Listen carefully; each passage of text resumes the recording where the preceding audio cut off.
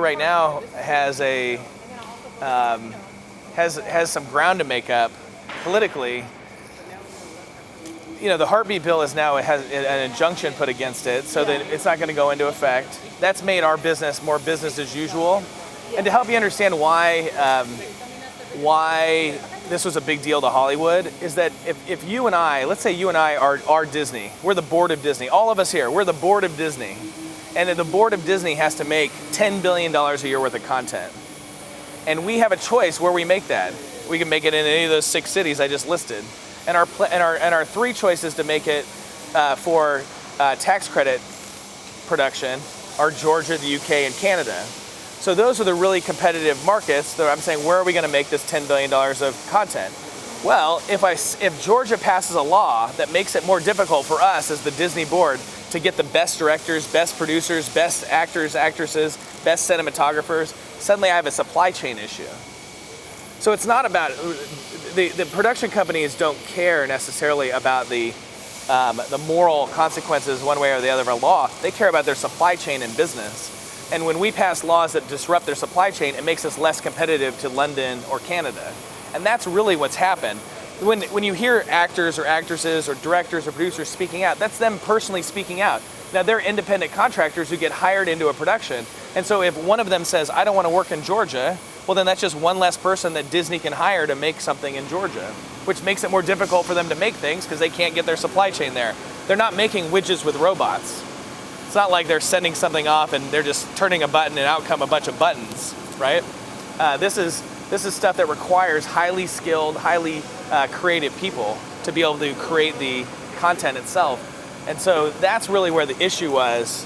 It wasn't so much a Hollywood trying to impose its values on Georgia, because frankly, Hollywood is just an industry like every other industry that has as many conservative people as it has liberal people. It has as many Republicans as it has Democrats, people all across the board. So as a company, none of those guys are political. But then as production companies, they have to go hire a whole bunch of individuals who get hired into productions by their own choice. And in their choice, they might just say, I don't want to work in Georgia, I'm against that, which is perfectly their lovely choice of being a free American. I love that.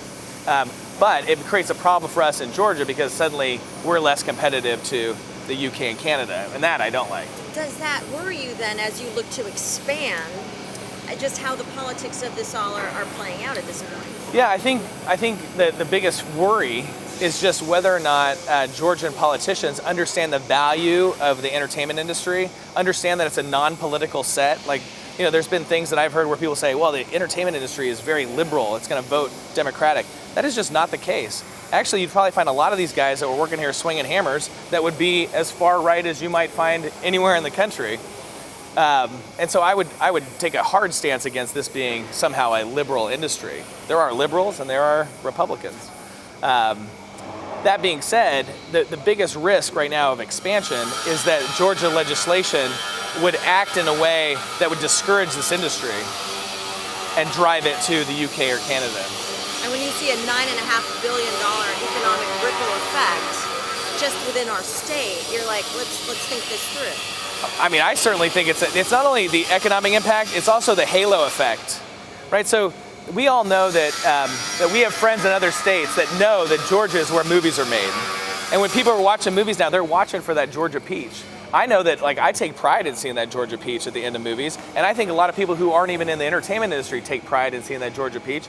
Well, they're not the only ones paying attention, the people that live here. People living all over the world are watching for that Georgia peach, and they know what Georgia is because of film. They don't know that, a lot of people don't even know that Coca-Cola is from Georgia. But everybody in the world who's watching English-speaking movies, all the Marvel movies, know that those movies were made in Georgia. And that kind of effect on our reputation internationally, I think, is very difficult to measure, but it's very valuable. I mean, imagine if you're sitting if you're a Korean business person sitting in a boardroom trying to decide if you bring your manufacturing facility to South Carolina or to Georgia. And somebody at the boardroom goes, well, I don't know really anything about those states. And somebody else says, well, Georgia's where they make all the big movies. And somebody goes, oh, tell me more about that. And suddenly we get an advantage, reputational advantage against other states that don't have the same kind of gravitas. Our gravitas, we're punching so far above our weight as Georgians, which is amazing. We're competing against 2 countries and winning, right? There's not other states that can say that. Like we are functioning almost like an independent country when it comes to entertainment. And that effect on our reputation is gigantic around the world. So you had mentioned too about how so much of the developing happens West Coast in LA, East Coast in New York, but that the manufacturing truly happens here. In Georgia. Now, would those folks then, how they see Georgia in terms of that heartbeat, Bill, Yes. decide, well, we're not going to manufacture our stuff here, we're going to take it to Canada, or we're going to take it to the UK? I don't believe that you're ever going to have somebody say, we're not going to manufacture. What they're going to say is, we have supply chain disruption, and so we need to go to the UK or Canada, not because we care, but because we can't get the best workers, right? So the workers might say no, right? So you might have actors or actresses or cinematographers say, no, I'm not going to Georgia. Well, that's not an issue for Disney.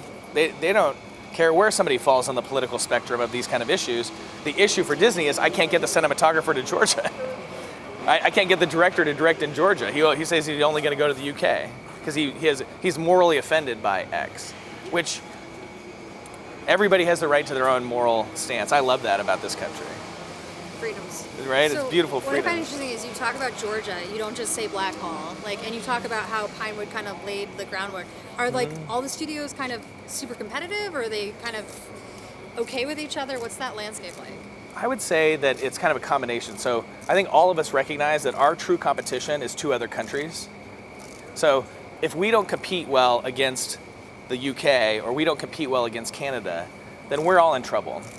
But if we compete well and we drive the production to Georgia, now we have to compete inside of Georgia for the productions. Now inside of Georgia, there's really three heavyweights, right? There's Blackhall, there's Pinewood, and there's Tyler Perry. Those are the big three production hubs. And then the other studios are smaller hubs. So they're not as much direct competition for us.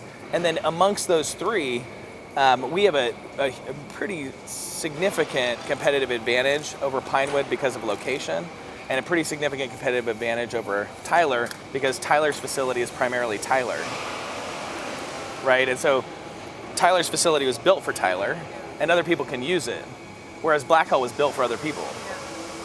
And so that's been for us. It's easy for me to be really friendly toward my competitive studios because Different segments. it's different segments. We're all pulling in the same direction, and we're getting different kinds of content. But it is very respectful. I've noticed that the whole way through. It's very respectful, just how it is that she had mentioned that you talk about the others. Well, this industry doesn't exist without Pinewood and Dan Cathy. I mean, really Dan Cathy, right? Dan Cathy just bought Pinewood London out, so now Dan owns 100%. Dan is really the secret sauce that made all this happen. And then Tyler Perry's a genius. He's a genius in production. And Tyler's going to be a billionaire just by making content. So what he does physically on his real estate is like a little afterthought, right? Whereas I'm just real estate. Now I'm going to make a lot less money than Tyler, and I'm a lot less of a genius than Tyler. Tyler is a generational special genius. So we're lucky to have Tyler in this state. He's amazing for our brand. He's amazing for just the culture. And then we're incredibly lucky to have Dan Cathy and to have somebody who's been so successful intergenerationally that then's willing to pour so much money back into the state. That's the magic that's happened here. And it's not purely because of industry, it's also because of charity.